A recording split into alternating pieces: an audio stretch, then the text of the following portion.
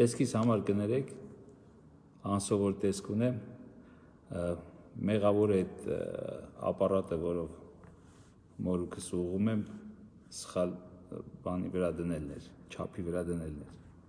Ինչև է։ Մենք սովորել ենք մարդուն տեսքով կամ չգիտեմ հագու կապով կամ եւ այլով գնահատել, որ ես կարծում եմ կարելի է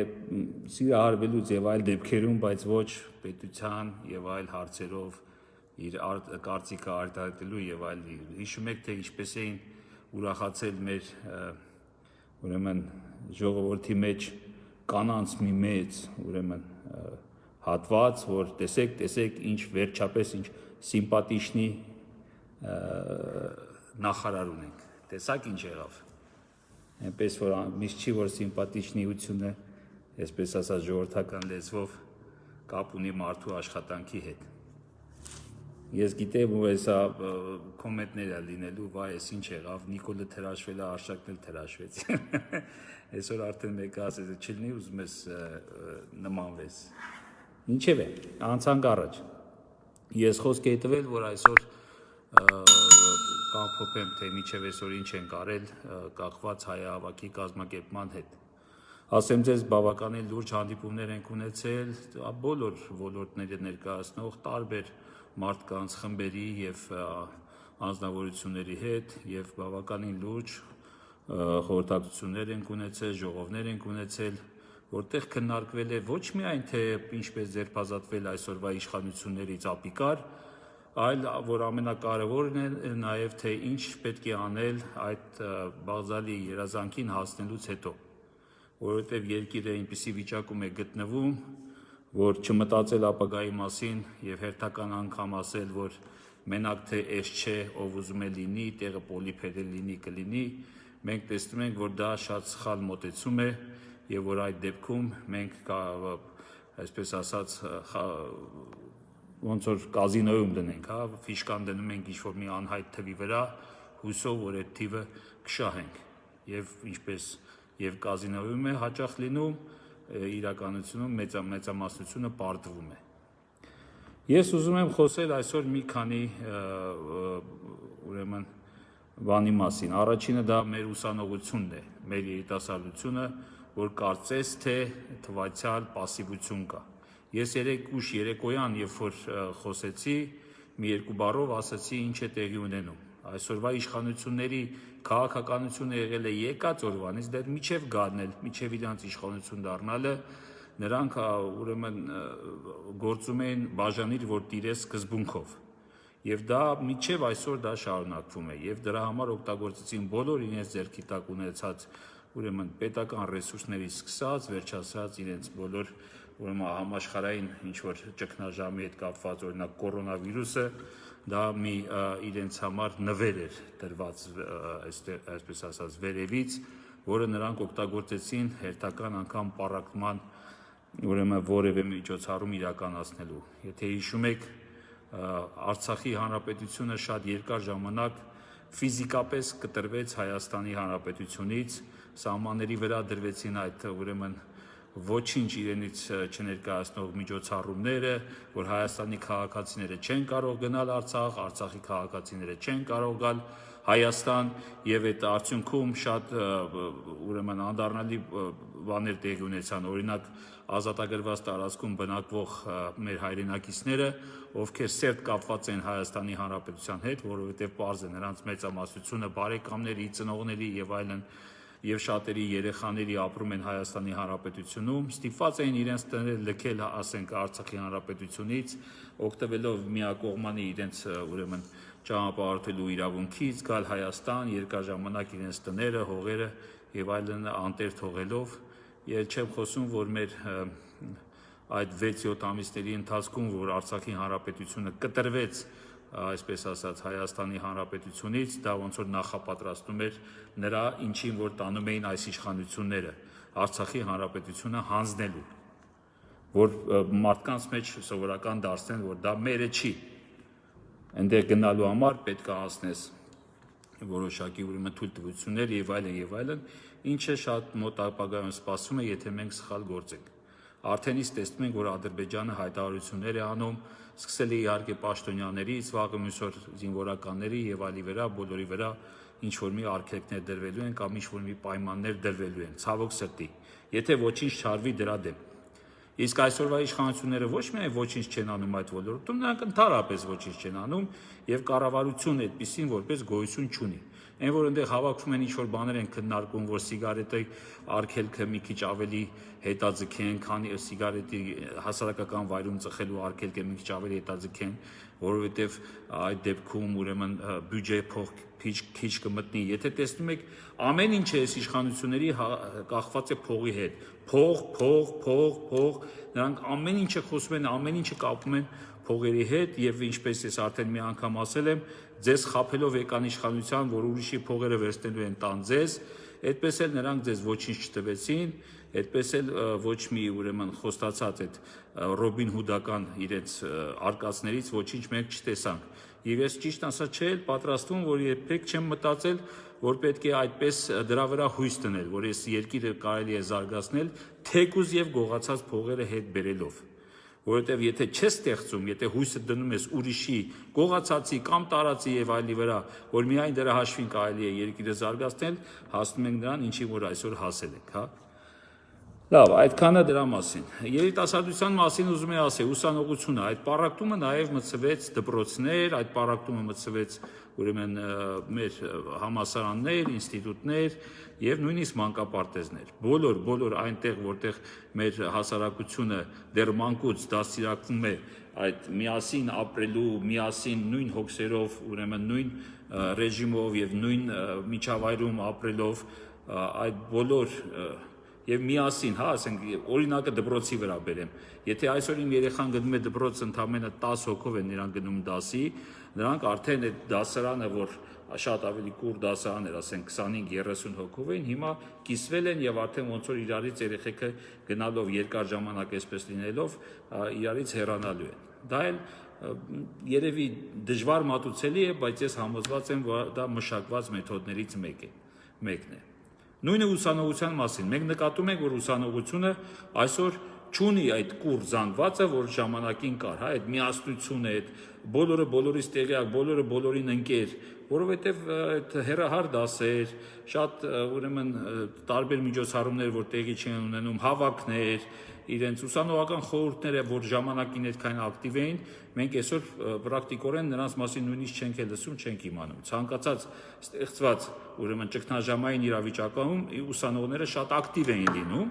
իսկ հիմա երևի մեր պատմության մեջ ամենաճգնաժամային ժամանակներից մեկն է եւ մենք այդ ակտիվությունը չենք նկատում։ Ցույցերի ժամանակ չի անպայման որ դա նկատվի, ընդհանրապես երկրի մեր ապագայի, չէ՞ որ մեր ապագան հենց ուսանողներն են, հենց երիտասարդներն են եւ նրանց մասնակցությունը ցանկացած ուրեմն process-ում ապագայի հետ կապված շատ մեծ նշանակություն ունի։ Եվ մենք տարիքով մարդիկ մենք իհարկե հույսներս դնում ենք երիտասարդության վրա, նրանց ակտիվության վրա, որովհետև նրանց տեսլականը նույնպես պետք է հաշվի, ոչ թե նույնպես պետք է հաշվի առնել, պետք է շատ լավ էլ հաշվի առնել հավասարաչափ, որովհետև նրանց համար է կառուցվում երկիրը, ապագայի համար, մեր սերունդների համար։ Հայը միշտ տարբերվում է ուրեմն մնացած ազգերից նրանով, որ մենք շատ ավելի շատ մտածում ենք մեր երեխաների, մեր ապագայի, մեր եւ ամեն ինչ անում է մարդը իր սերունդների համար։ Նորմալ հայը, նորմալ հայրը,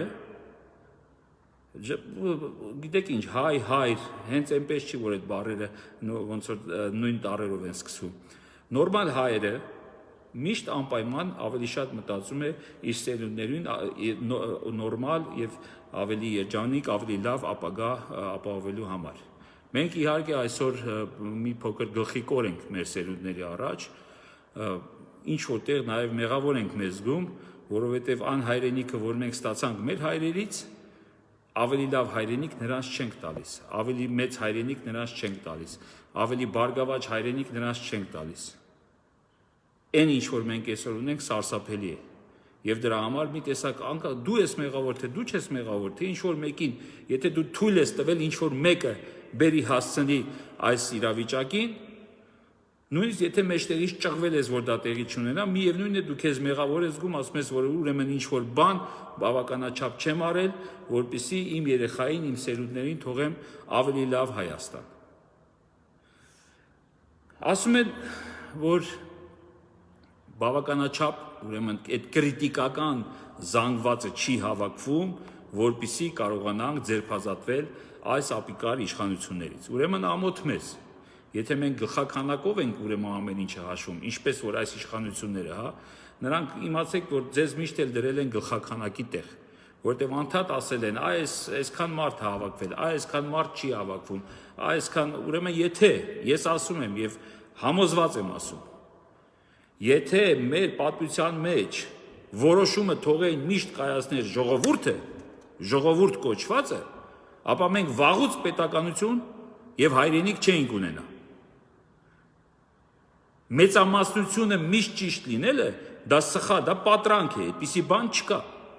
Դրա համար գոյություն ունեն մարդիկ, մասնագետներ, գիտնականներ, փորձագետներ, կրթված մարդիկ, գիտակ մարդիկ, որոնք որ մտածում են բոլորի համար եւ բոլորի տեղը նույնիսկ։ Այնպես չի, որ ամեն մարդ պետք է անպայման որոշի երկրի ապագան իր տեսլականով։ Դա կարող է սխալ լինել։ Դրա համար էլ հենց եղել է, ուզում են, որ այդ անունը մի քիչ վատ երանգ տային դրան, էլիտա կոչված է։ Այդ էլիտան վատ բառ չի։ Այդ էլիտան իրականում լավ բառ է։ Դա սերուցքն է։ Դա ազգի սերուցքն է, որը միշտ դժվար պայմաններում հավաքվել է եւ խելքի տալով եւ իրենց փորձը, իրենց գիտությունը, իրենց կարդացածը, իրենց ուրեմն սովորածը իշա երկրի ծառայեցրել են եւ որոշել են, թե ինչպես անել, որպեսզի երկիրը ուրեմն ժողովուրդը հենց ազգը չգնա կործանման, այլ ընդհակառակը որևէ առաջ խաղացում լինի։ Սովետական միության հետ միանալու ուրեմն պատմությունը միշտ օրինակ են բերել, ասել են, որ տեսեք, մենք կորցրեցինք մեր անկախ հայրենիքը, միացանք սովետական միությանը, այն ժամանակ էլ կային մարդիկ, ովքեր որ թողեցին իրենց լավ ուրեմն ապրուստը, արտասահման էին գնացել, որովհետև բոլշևիկները ժողովուրդ կոչվածը նրանց քշել էր, նրանց սպառնացել էր, աքսորել եւ այլն, բայց այդ սերուցքը տեսնելով, ստանալ առաջին հնարավորությունը օգտագործելով վերադարձան Հայաստան եւ կառուցեցին եւ քաղաքներ, գյուղեր, տնտեսություն, եւ զինվորականություն եւ մնացած ամեն ինչ։ Ասում են չկա այդքան մարդ, կա այդ պահանջը կա։ Այսօր Հայաստանում ես ասում եմ ձեզ, այս ապիկար իշխանություններին պաշտպանողները շատ ավելի քիչ են, քան թե նրանք, ովքեր հասկանում են, որ այս պարտված, երկիրը հանձնած, հողերը վաճառած, մարդկանց կոտորածի տարած, կոտորածի ոչ թե պատերազմի, կոտորածի տարած, դավաճանած իշխանությունները պետք է հեռանան։ Տարբերությունը մի բանում է։ Նրանք ամբողջային ուրեմն մտածելակերպով չեն շարժում։ Նրանք մտածում են, որ պետք է նստել եւ մտածել, բայց գործողության գալու ժամանակ ցավոք սրտի նրանք չեն գնում այդ գործողություններին։ Նրանք նստում են տանը եւ այստեղ գրելով ասում են, բա ինչ ենք անելու, բա ոնց ենք անելու։ Հայր ջան, ուրեմն մեկ անգամ գոնե պետք է դուրս գանք եւ ցույց տանք, որ մենք կանք, որ մենք ոչ թե 10,000 ենք, 20,000 ենք, 100,000 ենք, 200,000 ենք, 500,000 ենք, այլ մեծամասնություն ենք կազմում։ Եթե այս անգրագետ իշխանություններին միայն դա է հետաքրքրում, որպեսզի տեսնեն, որ իրոք կա այդ զանգվածը, որ պահանջում է, որ նրանք անմիջապես հեռանան, դատվեն, ձերբակալվեն որոշները, ապա մենք անգամ պետք է դա ցույց տանք, մեր ֆիզիկական ներկայությամբ, մեր բողոքի ձայնը պետք է բարձրացնենք ոչ թե միտինգներում իրար հեքիաթներ պատմելով, այլ ուղղակի դուրս գանք հենց մեկ խնդրով, որ այսքան մարդ հենց հիմա պահանջում է եւ ճնշում է գործադրելու եւ հենց հիմա դուք պետք է հեռանաք իշխանությունից։ Դա է հայահավաքը, դրա համար է հայահավաքը։ Հայահավաքի ժամանակ ձեզ ոչ մեկ չի պատմելու իր կյանքը կամ Նիկոլի կյանքը կամ թե ինչ է արվել։ Այդ ամեն ինչը ասված է, այդ ամեն ինչը արված է։ Ձեր մեջ գտեք այդ քաղաքացիական պարտականությունը։ Եվ եթե դուք իրոք Կարծում եք, որ այս իշխանությունները չպետք է շարունակեն ղեկավարել երկիրը, որ չպետք է խայտառակեն մեզ աշխարհի առաջ, չպետք է նվաստացնեն մեզ, չպետք է մեր արժանապատվությունը գետնով տան, ինչպես անում են ամեն օր, ամեն ժամ, իրենց անգրագետ եւ շահախնդիր քայլերով։ Ապա բարի եղեք տրամադրել մեկ օր ժամանակ եւ արտահայտեք ձեր դժգոհությունը ձեր ֆիզիկական ներկայությամբ։ Եվ ամեն ինչ կգնի տեղը։ Հավատացեք, ոչ մի ուժային կառույց, ոչ ոստիկանությունը, ոչ ազգային անվտանգությունը, ոչ զինված ուժերը։ Ես շատերի հետ զրուցել եմ, ոչ միայն ես, մեր այստեղ որ հավաքվում են, շատ գիտակ մարդիկ են հավաքվում։ Բոլորը նույն կարծիքին են, որ այսօր մեր ոստիկանությունը, չէ՞ որ ոստիկանություն ծառայում են մեր տղեկը, մեր եղբայրերը, մեր հայրերը, մեր որդիները։ Նույնը եւ ազգային անվտանգության ծառայությունում, նույնը եւ ել չեմ խոսում զինված ուժերի մասին։ Եվ նրանք երբեք ձեզ վախացնելու են, անդադասելու են, որ գիտես ինչ կանի։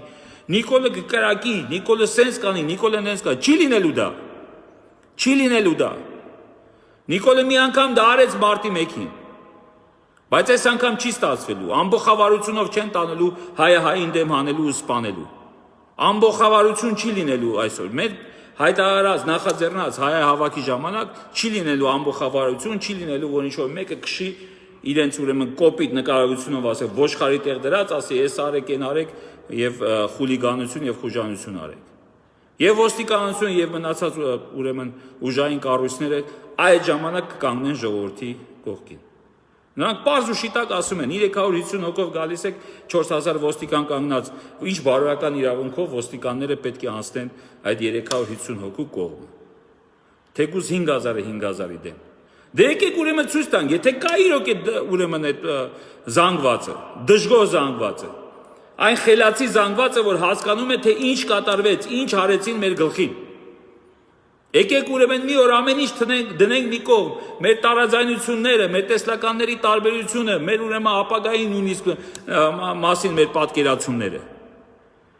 Դնել մի կողմ, ձերբ ազատվել այսօրվա ապիկար, սրիկա,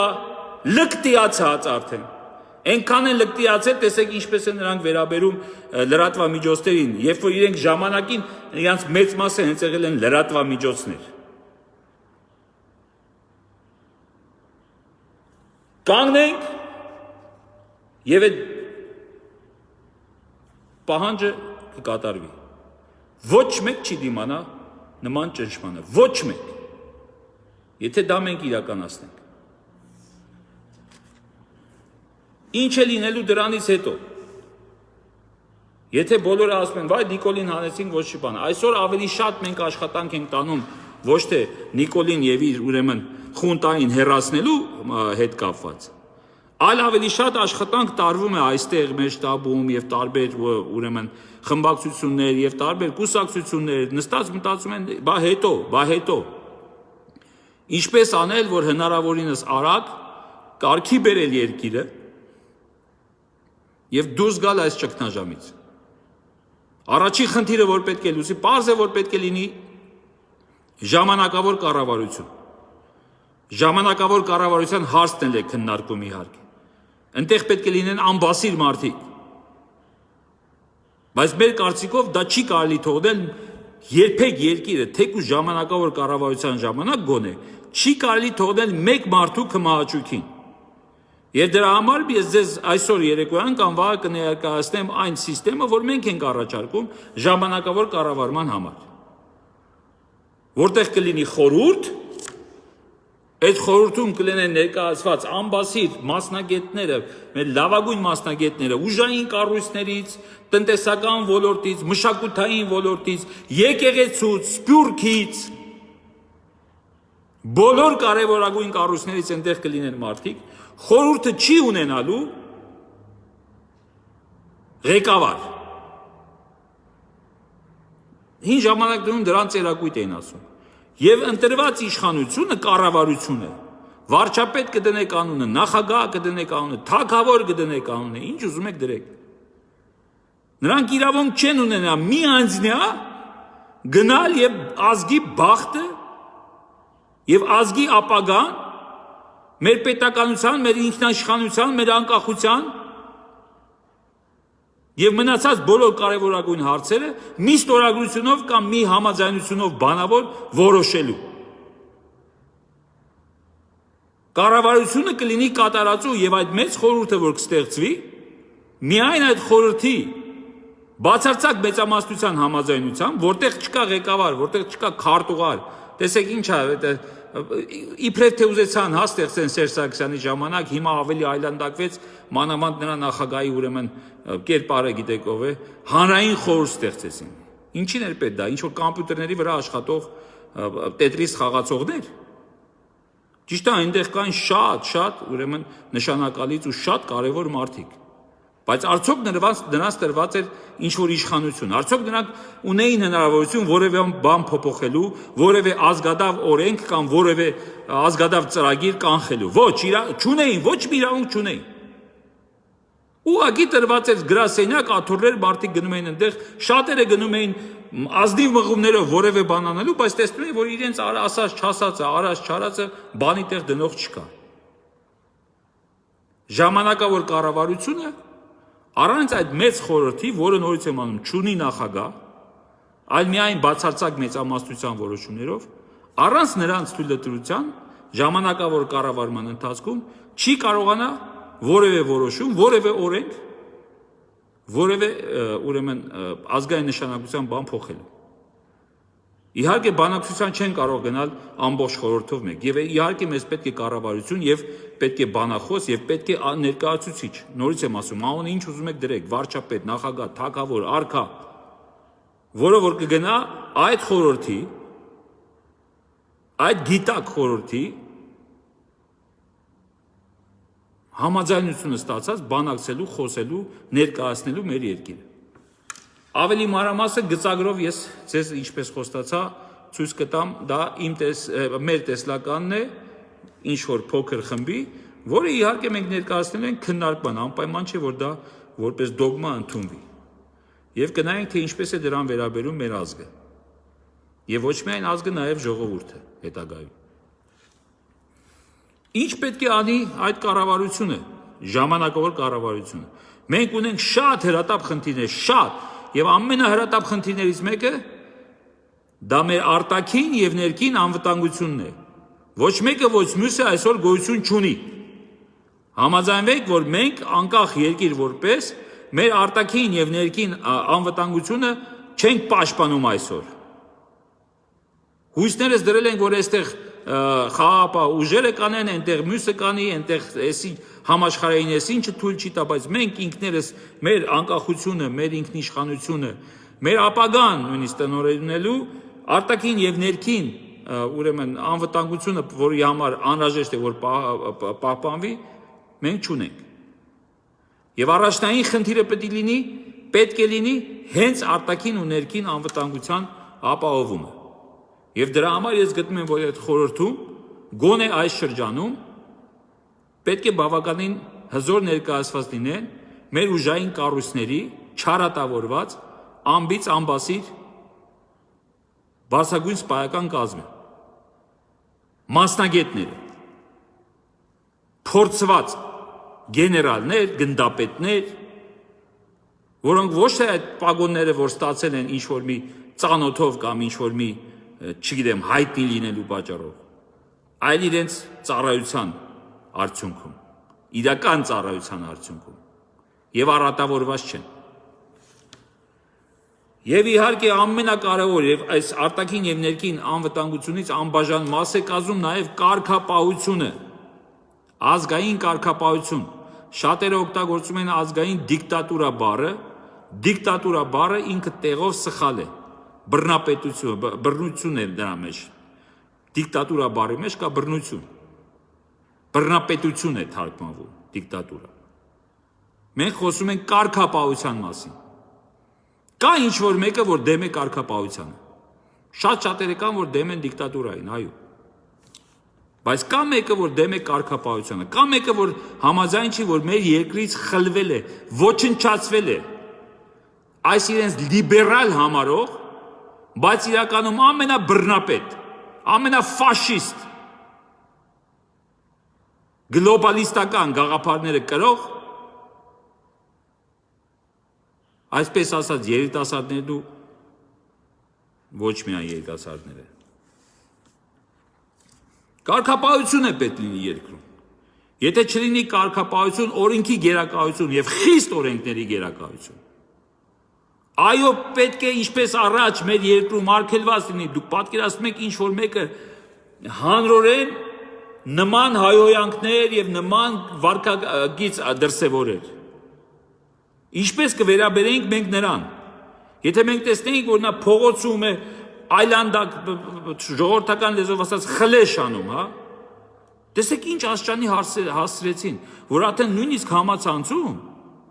սովորական հայհոյանքները չես լսում։ Աշխատում են ուրեմն հորինել, նույնիսկ կանայք, նույնիսկ ուրեմն մեծահասակ թորների հետ նկարված իրենց ուրեմն սոցցանցերում կանայք օգտագործում են այնպիսի այլանդակ հայհոյանքներ, այնպիսի այլանդակ վիրավորանքներ, որ նույնիսկ այն մեր ժամանակվա ամենախուլիգան է, որ փողոցային խուլիգան էինք ասում։ Նույնիսկ այդ փողոցային խուլիգանը իրեն թույլ չէր տա նման արտահայտություններ, նման ուրեմն ֆանտաստիկ հայհոյանքներ հորինելու։ Հայհոյում են ծնողներին, մեռելներին,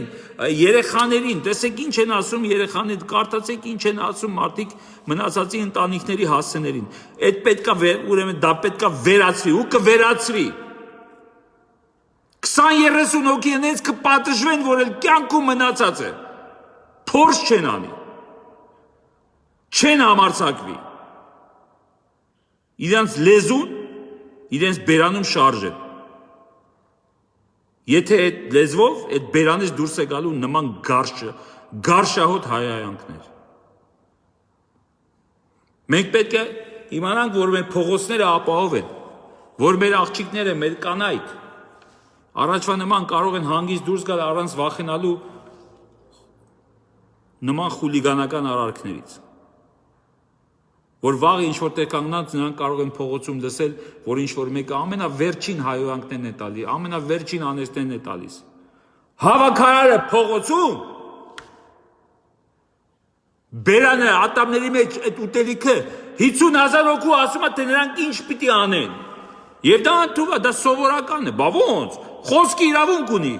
Մի ձեռը աղբամանի մեջ, մյուս ձեռը այդ ուրեմն մնացածի պիցայակեր եւ 5,000-անոց անվանող բերանը լիքը, այդ մարդուն դե չեն սովորացել, որ բերանը լիքը չեն խոսում։ Այդ խոսալու ժամանակ գոնե համբերի չկծի հաջորդը, դեռ կուլ չտված ինչպես այդ մարդկան սովոր են, հաջորդ կտորն է խցքում բերանը ու խոսում է ու 50,000 հոգու ասում է, թե նրանք ինչ պետք է անեն։ Նա է որոշողը, հասկանում եք։ Կարգապահությունը շատ կարևոր է եւ ոչ միայն ես մի օրինակով բերեցի այդ հայհոյանքների այդ փողոցային վարք ու բարքի, այդ լկտիության, այդ մեկը մյուսին վերևից նայելու կարգապահությունը պետք է վերականգնվի։ Հարգանքը, պարկեշտությունը։ Մենք գլուխ ենք գովում սովետական միության ժամանակ։ Բանակում երբ որ սպան ընդհանուր հայհոյանք է տալի եւ այդ շարքում հայեր են լինում։ Այդ հայերը այդ սպային առանց վախենալու որ գավբախտա կնստեն, որ իրենց կպատժեն,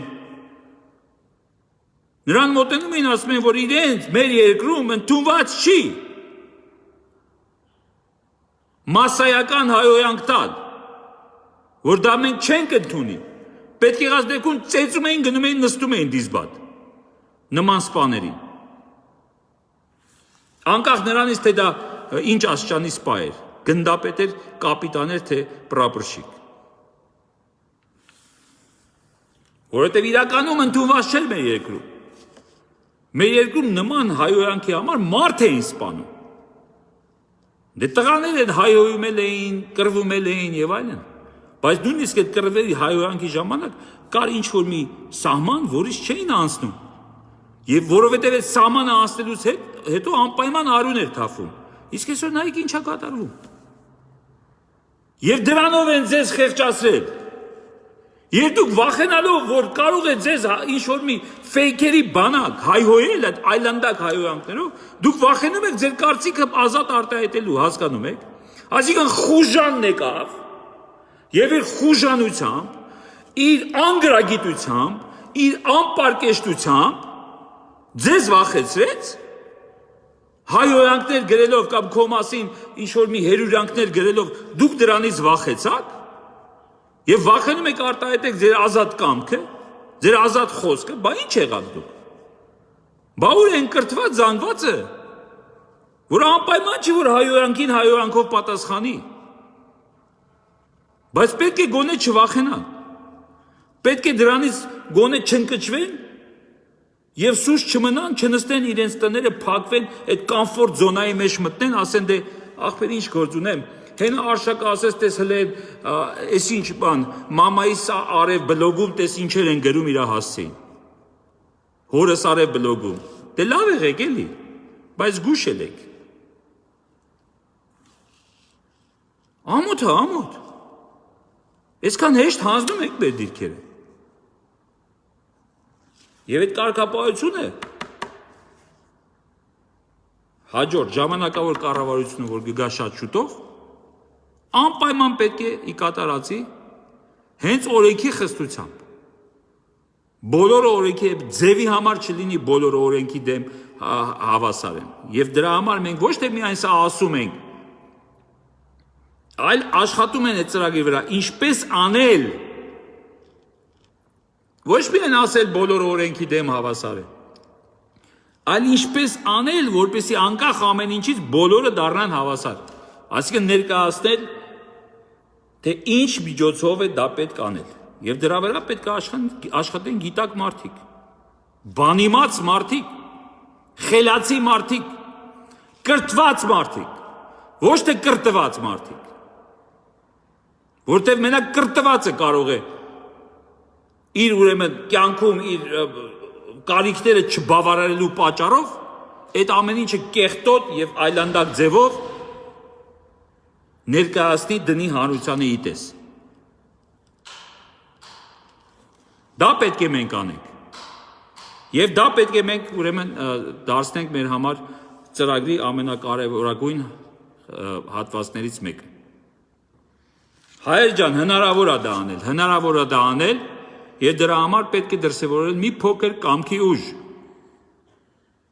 Թույլ չենք տա, որ ինչ-որ խմբակներ, ինչ-որ անհայտներ, իրենց հայոյանքների սպառնալիքով, իրենց թեկուզ ուժի սպառնալիքով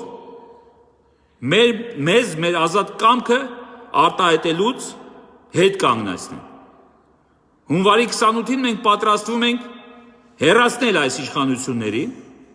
եւ ժամանակավոր կառավարությանը հանձնել իշխանություն։ Եվ դրա համար մենք պետք է անենք,